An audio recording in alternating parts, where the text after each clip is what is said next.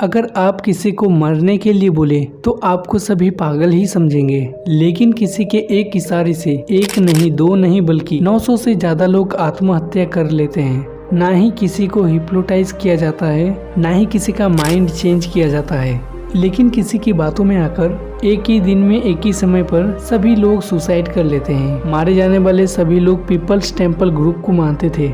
आखिर क्या है ये मिस्ट्री, चलिए आज के इस वीडियो में जानते हैं।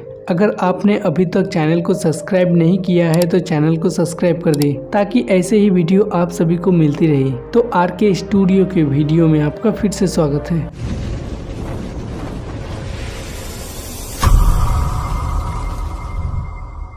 जॉन्सटाउन मास सुसाइड, इसे इतिहास की सबसे बड़ी आत्महत्या की घटना मानी जाती है, जिसे सुनकर हर कोई दंग रह जाता है। ये घटना 18 नवंबर 1978 को हुआ था, जिसमें 900 से भी ज्यादा लोग एक साथ आत्महत्या कर लेते हैं। ये घटना जिसके कारण और जिसके कहने पर हुआ था उसका नाम है जिम जोन्स।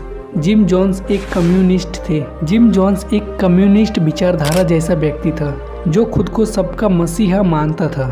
13 मई 1931 को इंडियाना के क्रेटे में हुआ था जिम जोन्स का जन्म। जिम जोन्स के बचपन के दोस्त बताते हैं कि जिम जोन्स को जीवन और मृत्यु के बारे में काफी दिलचस्पी थी। वो अक्सर अपनी प्राप्ति पर जानवरों का अंतिम संस्कार कर दिया करते थे। जिम जोन्स को जानने वाले लोग बताते हैं कि वो बहुत ही तेज दिमाग का लड़का था और वो किताब पढ़ने का बहुत ज्यादा शौकीन भी था। जिम जोन्स पूरी तरीके से एक कम्युनिस्ट था और वो भगवान पर भी विश्वास नहीं करता था। जिम जोन्स उन लोगों के बीच एक धर्म गुरु भी बन चुका था, इसीलिए उसने जरूरतमंद लोगों की मदद करने के लिए 1956 में पीपल्स टेम्पल नाम का एक चर्च बनाया। जिम जोन्स के अंदर एक ऐसी काबिलियत थी कि वो अपनी बातों से लोगों का दिल जीत लेते थे। यही कारण है कि हजारों लोग जिम जोन्स से प्रभावित होकर वैसा ही करते जैसा जिम जोन्स उन लोगों को करने के लिए कहते। जिम जोन्स का कम्युनिस्ट होने का सबसे बड़ा कारण था उसका विचार।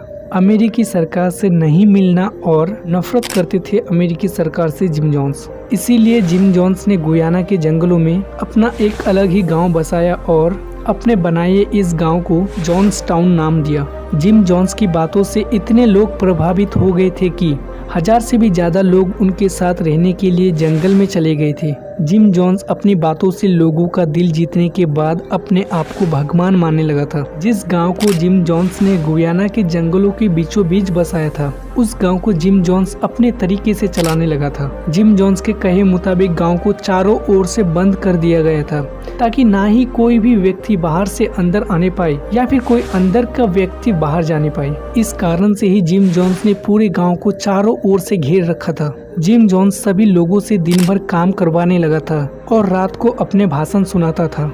अंदर से कोई भी व्यक्ति अगर बाहर जाने की कोशिश भी करता और उससे बहुत ही मारा पीटा जाता था और कठोर से भी कठोर सजा दिया जाता था। दिन भर उन लोगों से काम करवाने के बाद भी बल्कि रात भर उन्हें अपने भजन सुनाते रहते थे। चाह कर भी कोई व्यक्ति उस गांव से बाहर नहीं भाग सकता था, क्योंकि जिम जोन्स ने अपने सभी सिपाहियों को गांव के चारों ओर रात दिन पहरा देने के लिए लगा दिया गया था। अब धीरे धीरे जिम जोन्स की असलियत लोगों के सामने आ रही थी, लेकिन वहां पर रहने वाले लोग वहां से निकलने के लिए कुछ भी नहीं कर पा रहे थे। अमेरिका के सरकार को जब जॉन्सटाउन में हो रहे अत्याचार के बारे में पता चला, नवंबर 1978 को एक कांग्रेसमैन लियो रायन को इस जगह का मुंह आईना करने के लिए जब भेजा गया, अपने साथ जॉन्सटाउन में रहने वाले लोगों के कुछ रिश्तेदारों को भी लेके गए। साथ ही एनसीबी के कैमरामैन और विभिन्न प्रकार के पत्रकारों को भी अपने साथ लेके गए। लियो रायन 15 नवंबर को गुयाना के जंगलों में अपने सभी साथियों के साथ पहुंचते हैं। जिम जोन्स लियो रायन और उनके सभी साथियों का अच्छे से स्वागत करते हैं। लियो रायन और उनके साथियों के लिए एक समारोह भी आयोजन करते हैं। समारोह के दौरान जॉन्सटाउन में रहने वाले एक व्यक्ति लियो रायन को एक पत्र देते हैं जिसका नाम था वर्नोन गोस्नी। उस पत्र में लिखा हुआ रहता है कि वो खुद को और जॉन्सटाउन में रहने वाले सभी लोगों को बचाने के लिए एक मदद मांगते हैं।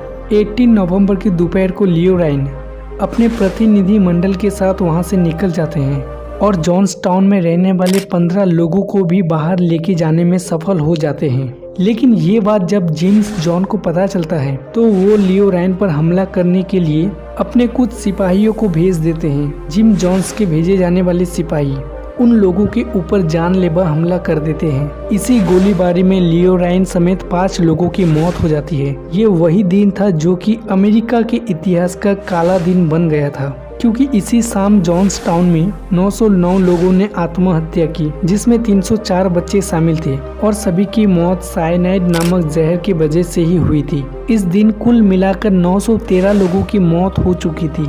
बाद में अमेरिकी सरकार द्वारा छानबीन शुरू होती है, जिसमें आत्महत्या के दौरान हुई छानबीन के दौरान 45 मिनट की ऑडियो रिकॉर्डिंग मिलती है। इस रिकॉर्डिंग के अनुसार लियो रायन की हत्या के बाद जिम जोन्स को पता था कि अमेरिकी सरकार जॉन्सटाउन पर जरूर कोई न कोई कार्रवाई करने आएगी। इसीलिए जिम जोन्स में जॉन्सटाउन में रहने वाले सभी लोगों को एक जगह इकट्ठा किया। जॉन्सटाउन में रहने वाले सभी लोगों को उन्होंने बताया, अमेरिकी सरकार हम सबको मारने आ रही है और जो लोग बच जाएंगे उनके साथ बहुत ज्यादा अत्याचार करेंगे। वो हमारे बच्चे और बुजुर्गों को बम से उड़ा देंगे और जिंदा बचे लोगों के साथ जानवरों जैसा बर्ताव भी करेंगे। जॉन्सटाउन में रहने वाले सभी लोगों को जिम जोन्स कहते हैं कि मौत से मत डरो और जिंदगी की एक अगली सीढ़ी है। इस ऑडियो क्लिप से पता चलता है कि जिम जोन्स की पत्नी बच्चों और बुजुर्गों की मौत का विरोध करती है, लेकिन जिम जोन्स अपनी पत्नी को ऐसा करने से रोक देते हैं। और इसी ऑडियो क्लिप में जिम जोन्स कहते हैं कि हमने आत्महत्या नहीं की, हमने एक अमानवीय दुनिया की स्थितियों का विरोध करते हुए क्रांतिकारी आत्महत्या की। इसके बाद बड़े से एक टब में अंगूरों का एक सॉफ्ट ड्रिंक बनाया जाता है, जिसमें साइनाइड जहर मिलाया गया था। जिस सॉफ्ट ड्रिंक में साइनाइड जहर मिलाया गया था, अगर ये जहर एक नॉर्मल इंसान को पिलाया जाए तो उस व्यक्ति की मौत कुछ सेकंड के अंदर ही हो जाएगी। सबसे पहले उस सॉफ्ट ड्रिंक को बुजुर्गों को पिलाया गया, फिर बच्चों के माता पिता द्वारा बच्चों को पिलाया गया, ताकि उनके माँ बाप के पास जीने की कोई वजह ना बचे। कुछ लोग तो जिम जोन्स के इतने पक्के भक्त बन चुके थे, जिम जोन्स जो करने के लिए कहते थे वो हमेशा वही करते थे। लेकिन जिम जोन्स ने जब ये सॉफ्ट ड्रिंक पीने के लिए कहा तो सबने ये सॉफ्ट ड्रिंक पीने से इनकार कर दिया। लेकिन जिम जोन्स के सिपाही द्वारा ये जहर सभी लोगों को जबरदस्ती पिलाया गया था। कुछ ही देर में जॉन्सटाउन के जंगल में चारों तरफ लाश ही लाश बिछ गई। इसके बाद कुछ ही देर में जिम जोन्स को उसकी कुर्सी पर बैठा दिया गया। फिर देखा जाता है कि जिम जोन्स के सर के बीचों बीच एक गोली का निशान था। जिम जोन्स के बेटे का मानना था कि उसके पिता को किसी ने गोली मारकर हत्या कर दी, लेकिन फिर बाद में इस हत्या को भी आत्महत्या घोषित कर दिया गया। इस तरह से एक सनकी आदमी के प्रति अंधविश्वास में आकर 18 नवंबर 1978 को 900 से भी ज्यादा लोग अपनी जान दे देते हैं। इस घटना को अमेरिका में सबसे बड़ी मानव क्षति घटना में माना जाता है। जॉन्सटाउन में होने वाले इस घटना के ऊपर एक फिल्म भी बन चुकी है। तो ये कहानी थी एक सनकी आदमी की, जिसके कारण 900 से भी ज्यादा लोग अपनी जान से हाथ धो बैठते हैं। उम्मीद करता हूँ आरके स्टूडियो की ये वीडियो भी आपको पसंद आई होगी। अगर वीडियो पसंद आए तो वीडियो को लाइक और चैनल को सब्सक्राइब कर दें।